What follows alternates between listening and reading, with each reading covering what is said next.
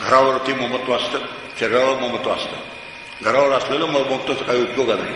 अन्न त्याचं ठीक आहे बा, थंडी वारा ऊन पावसापासून रक्षण व्हावं यासाठी घर पाहिजे, अगदी बरोबर आहे. सुंदर असावं, मोठं असावं, हेही बरोबर आहे.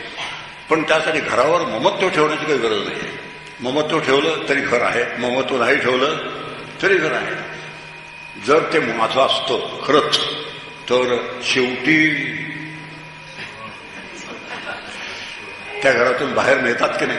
आपली इच्छा असं नसेल त्या घरातून शेवटी बाहेर नेतातच. मग ज्या घरातून शेवटी बाहेर नेतातच मला, ते घर माझं कसं असेल.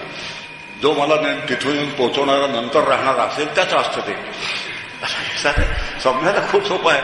आणि इतके साधे विचार समज. घर तर जात नाही कुठे, त्यात राहायचंच आहे. थंडी वारा ऊन पावसाचं रक्षण होणारच आहे. चांगलं असेल तर लोक चांगलं म्हणणार आहेत, चांगलं नसेल तर लोक चांगलं म्हणणार नाही आहेत. जे जसं व्हायचं तसं होणार आहे.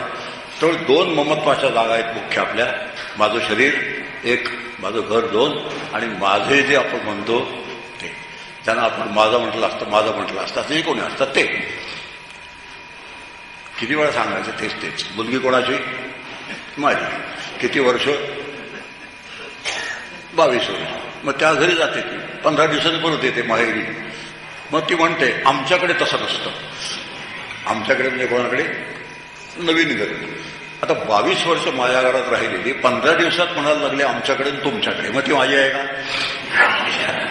असं सगळे विचार व्यवस्थित करा, हसत खेळत विचार करा, आनंदाने विचार करा. त्यात गंभीर चेहऱ्याने, पडलेल्या चेहऱ्याने असं काही विचार, उभा चेहरा आहे म्हणजे अजिबात आवश्यकता नाही. लंबगोल चेहरा झालेला आहे असं काही आवश्यकता नाही.